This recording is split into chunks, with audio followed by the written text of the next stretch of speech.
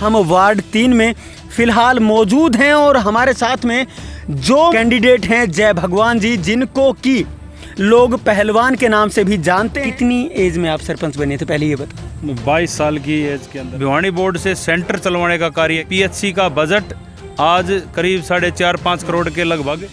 किसानों के लिए सिंचाई के लिए पानी की व्यवस्था नहीं थी, तो उसके लिए हमने स्पेशल अपने गांव के लिए नहर का निर्माण कार्य करवाया। लोग कहते हैं कि आपका जब सरपंच कार्यकाल रहा तो उस दौरान में जो चौकी थाने हैं उनके अंदर केस कम गए। ग्राम पंचायत रतनथल के अंदर इतिहास रहा है कि जिस फैसले पे बैठे उस फैसले को सुलझा के उठे। कि नेता आते हैं, वादे करके चले जाते हैं, और आज एक माहौल ऐसा बन गया है कि लोग मुश्किल से विश्वास उनके ऊपर कर पा रहे हैं। तो कैसे विश्वास किया जाए? कोई भी प्रतिनिधि ऐसा चुनो जो जनता के बीच में रहे, जनता की आवाज को ऊपर तक, सरकार तक पहुंचाए। जनता आपको ही वोट क्यों करे? क्योंकि कैंडिडेट सिर्फ आप नहीं हैं। नमस्कार, आप देख रहे हैं स्टेट न्यूज़ हरियाणा और मैं हूं अमित अमन। जैसा कि आप जानते हैं कि पिछले काफ़ी समय से हरियाणा के अंदर जो पंचायत चुनाव हैं वो लगातार टलते जा रहे हैं, लेकिन अब एक उम्मीद जगी है, एक आस जगी है कि हरियाणा के अंदर पंचायत चुनाव अब होने की कगार पे नज़र आ रहे हैं, निकट नज़र आ रहे हैं। और उसी कड़ी में जिला परिषद के चुनाव भी उसी के साथ होने हैं। और अगर बात की जाए रेवाड़ी ज़िले की तो उसी के अंदर हम वार्ड 3 में फ़िलहाल मौजूद हैं और हमारे साथ में जो मौजूद हैं वो कैंडिडेट हैं जय भगवान जी, जिनको कि लोग पहलवान के नाम से भी जानते हैं।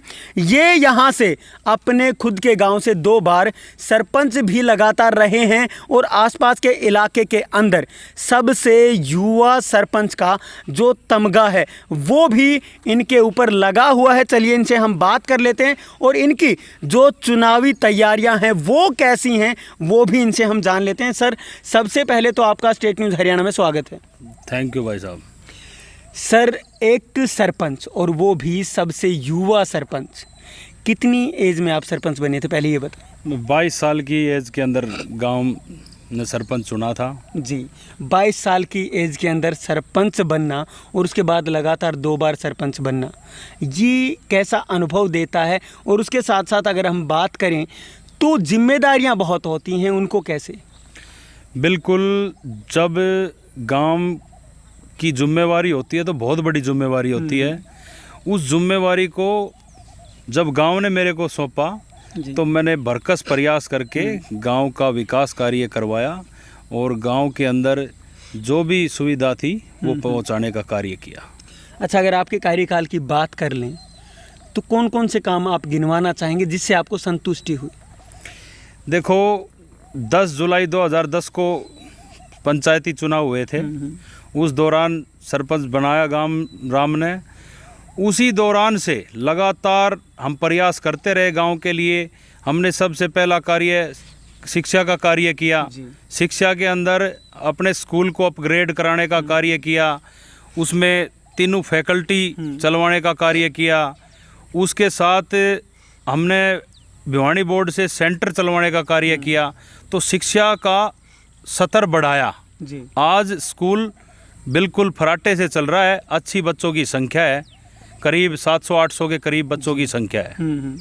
और उसके बाद फिर हमने स्वास्थ्य के ऊपर कार्य किया, पीएचसी पास कराई और पीएचसी का बजट आज करीब 4.5-5 करोड़ के लगभग पास हो चुका है। वो कार्य होने पर है, कभी भी कार्य शुरू हो सकता है। पीएचसी ऑलरेडी चल रही है गांव के अंदर और 2 MBBS डॉक्टर हम उपलब्ध करा चुके हैं गांव के लिए।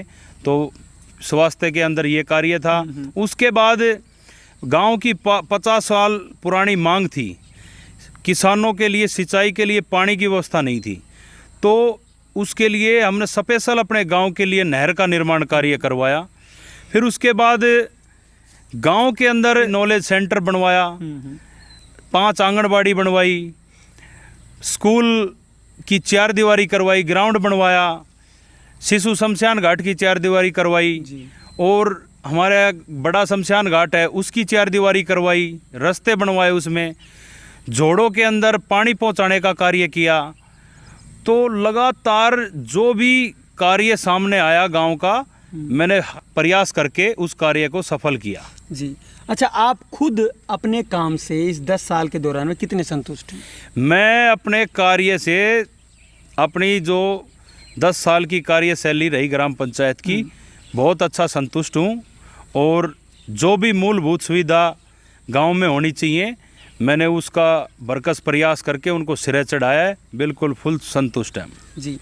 अब आप वार्ड की लड़ाई लड़ने जा रहे हैं, वार्ड के लिए काम करने की तैयारी कर रहे हैं, तो जनता आपको ही वोट क्यों करे? क्योंकि कैंडिडेट सिर्फ आप नहीं हैं, बाकी कैंडिडेट्स भी मैदान में होंगे। बिल्कुल सही बात अमित भाई, क्योंकि देखो अब वार्ड नंबर 3 की जनता के बीच जा रहे हैं। जनता जो प्यार सम्मान दे रही है, मैं उनका हमेशा ऋणी रहूँगा। जितना वो प्यार और सम्मान दे रही है, मैं सदा उनकी बातों को अपने दिल के अंदर हमेशा याद रखूँगा।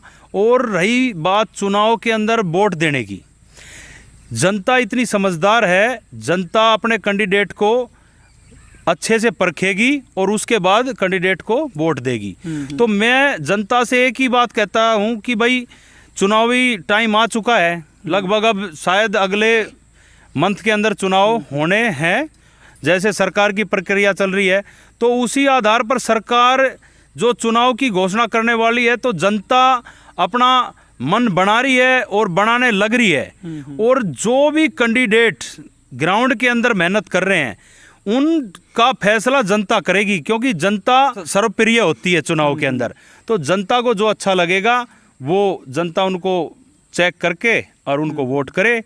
तो बस मैं तो यही कहना चाहता हूं कि जनता ने अच्छे से कैंडिडेट को पहचानना चाहिए और उसके बाद अपना वोट डालना चाहिए। अच्छा, आपके बारे में कहावत मशहूर है यहाँ पे आसपास में, लोग कहते हैं कि आपका जब सरपंच काल रहा, कार्यकाल रहा, तो उस दौरान में जो चौकी थाने हैं उनके अंदर केस कम गए हैं।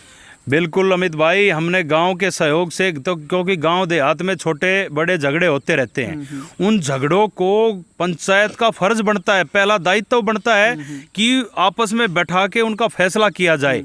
और हमने गांव के सहयोग को लेकर, बड़े बुजुर्गों के आशीर्वाद से उन फैसलों को सिरे चढ़ाया।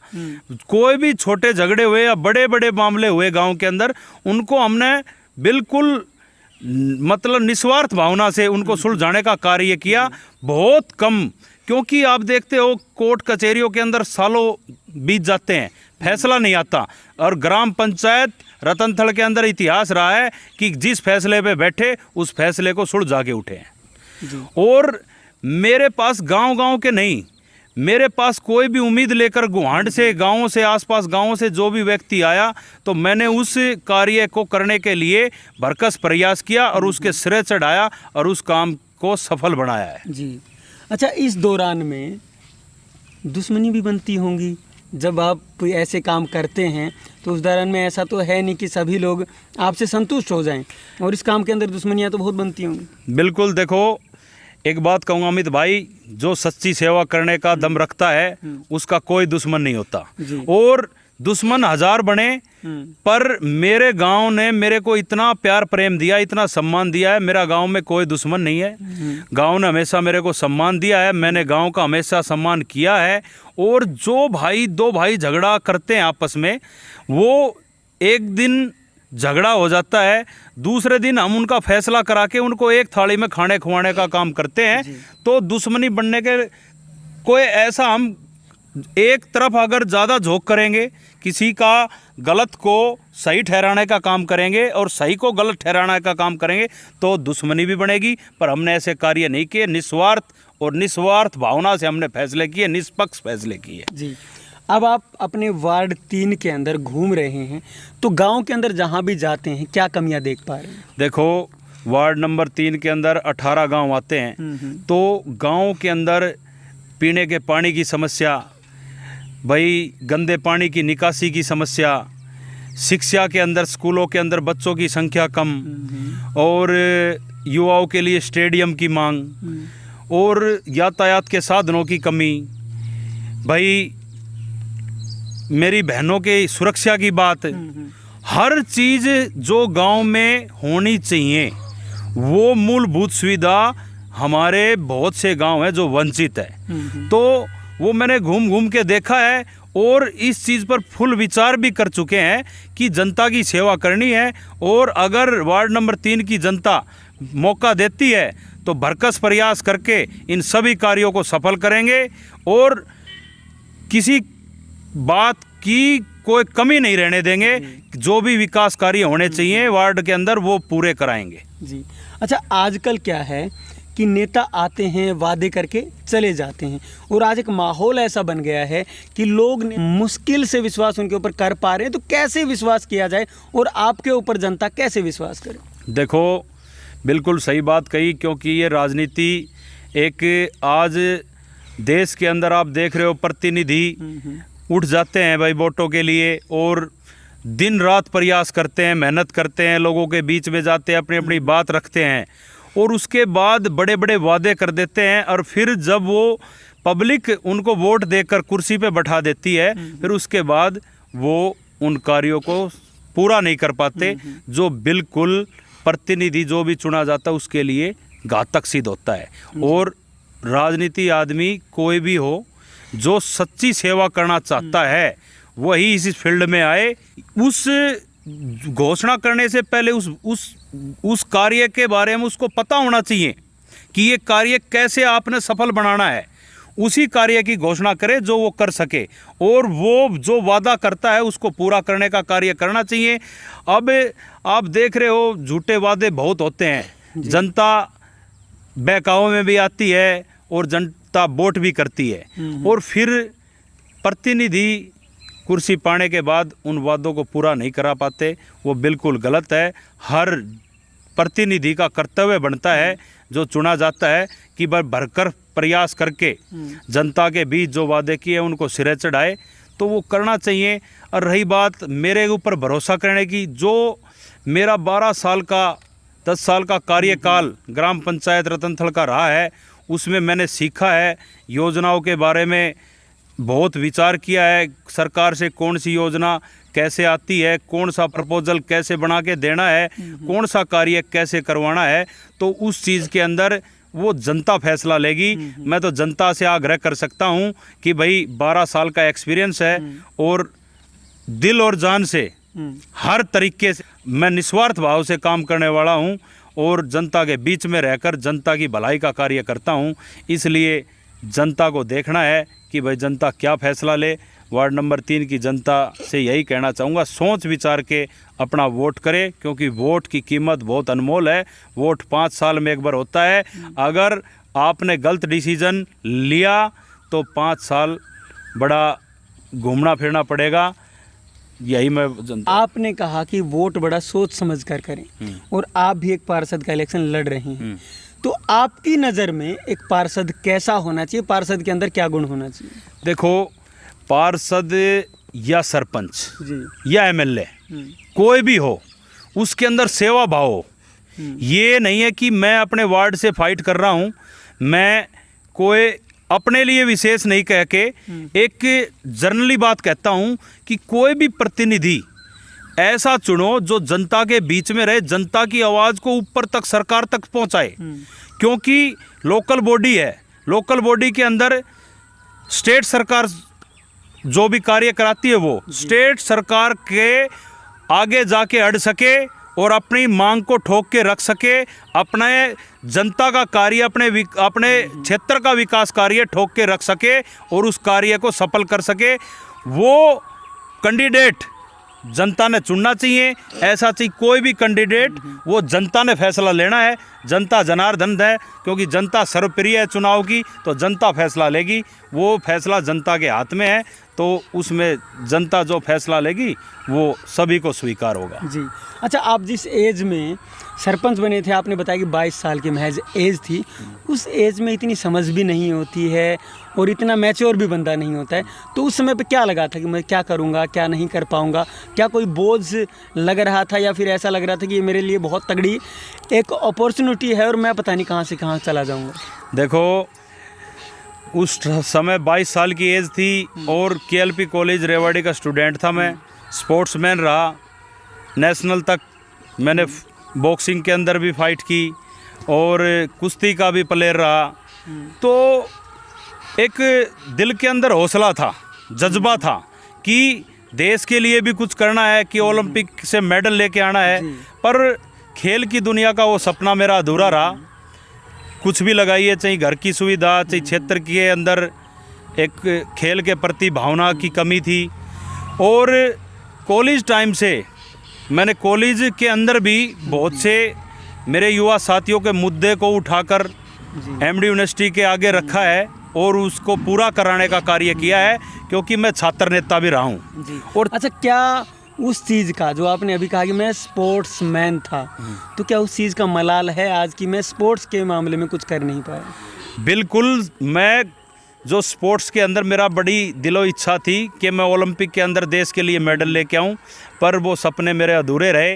पर मैंने काफ़ी मेरे युवा जो जूनियर है उनको मोटिवेट किया और आज वो मेडल लेके आ रहे हैं। जैसे अभी आपको एक मेरा बहुत प्यारा स्टूडेंट लगा लो, चाहे मेरा भतीजा लगा लो, सागर अहलावत कॉमनवेल्थ के अंदर सिल्वर मेडल लेके आया है। उसको भी हमने अच्छे जो टिप्स है वो दिए थे। और अभी उनके कोच देसवाल साहब है, उन्होंने भी उनके ऊपर बहुत प्रयास किया और आज देश का उन्होंने नाम रोशन किया है।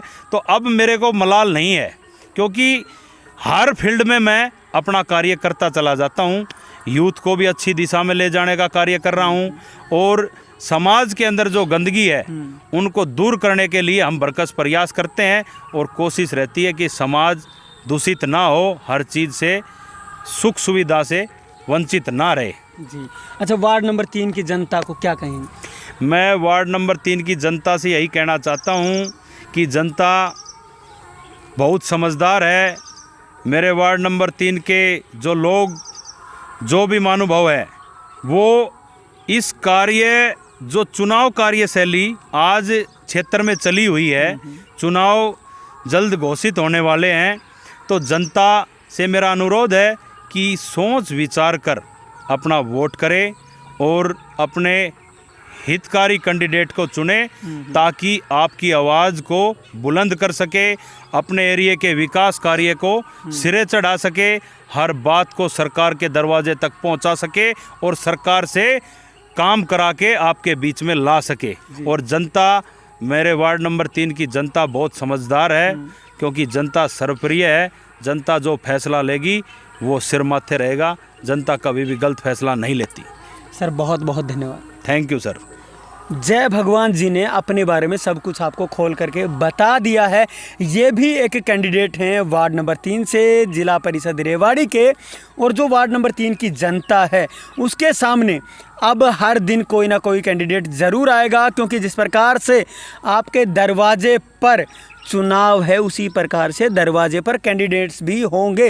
अब फैसला आपको करना है, आपको कैसा कैंडिडेट चाहिए, आपको कैसा अपना जो पार्षद है वो चाहिए। सोच समझ करके वोट ज़रूर करें, लेकिन साथ साथ वोट करने अपने घर से आप ज़रूर निकलें। अपने इस अधिकार का, मताधिकार का प्रयोग ज़रूर करें। नमस्कार, धन्यवाद, जय हिंद, जय भारत।